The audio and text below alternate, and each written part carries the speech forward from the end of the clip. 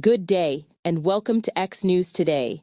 I'm Stephanie Anamu, bringing you the top story from Nigeria, where former Nigerian Senator Shehu Sani has cautioned the military juntas currently ruling Mali, Burkina Faso, Niger and Guinea against repeating the mistakes of past African regimes by clinging to power indefinitely, warning that prolonged military rule almost always ends in internal fractures and new coups.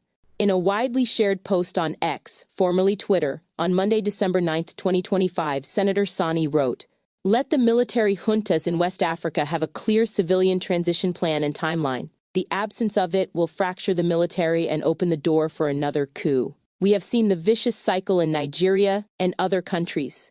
His comment, which has garnered over 28,000 likes and 9,000 reposts, in 24 hours comes amid growing regional anxiety over the slow pace of return to constitutional order in the four alliance of Sahel states, AEs, countries that severed ties with ECOWAS after military takeovers between 2020 and 2023. A follow-up post by the account X News Today amplified Senator Sani's message with a sharper tone. Election rigging under civilian rule is the equivalent of a military coup. Both rob citizens of their voice and destabilize the state. They are twin evils that must be condemned with equal force. Meanwhile, the Economic Community of West African States, ECOWAS, has set a new 6-month transition timetable starting January 2026 for Burkina Faso, Mali, and Niger to organize elections and hand over power to civilians. Guinea, which experienced a coup in September 2021, was given a 2-year transition roadmap that officially expired in December 2024, yet no election date has been announced.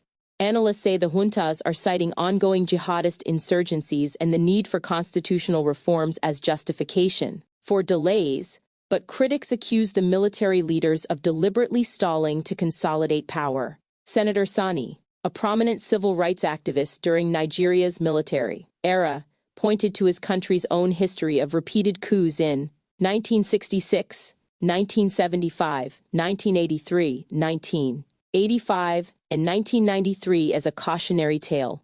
Nigeria eventually returned to civilian rule in 1999 after the death of General Sani Abuja and has maintained uninterrupted democracy for 26 years, despite persistent allegations of electoral malpractice.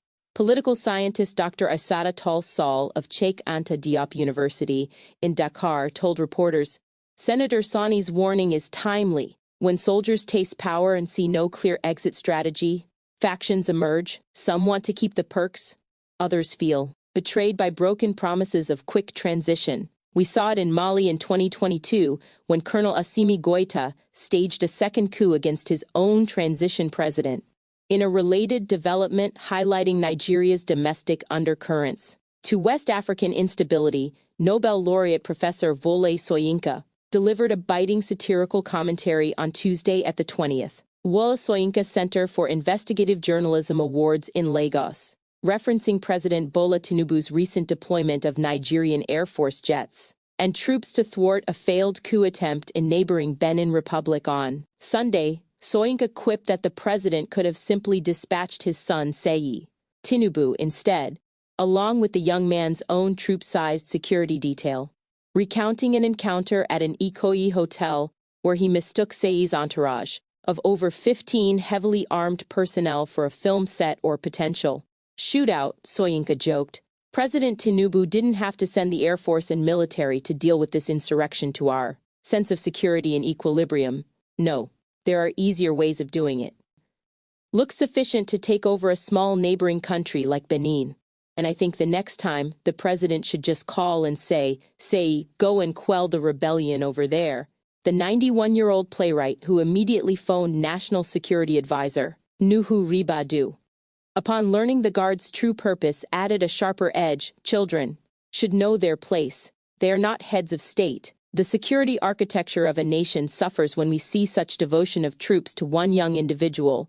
Soyinka's remarks, captured in a viral video, have sparked online memes and debates, with many viewing them as a veiled critique of nepotism and resource misallocation at a time when ECOWAS grapples with coups. ECOWAS Commission President Omar Aliou Touré reiterated last week that the regional bloc remains open to dialogue, but will not accept indefinite military rule by the gun. As 2025 draws to a close, West Africa stands at a familiar crossroads. Either the juntas honor their promises and return to barracks, or the region risks sliding deeper into a new era of military dominance. With the ever-present threat of the next coup lurking within the ranks, and satirical voices like Soyinka is reminding leaders that privilege unchecked can undermine the very stability they seek to protect. That's it for now on X News Today. Stay tuned for more updates, and thank you for watching.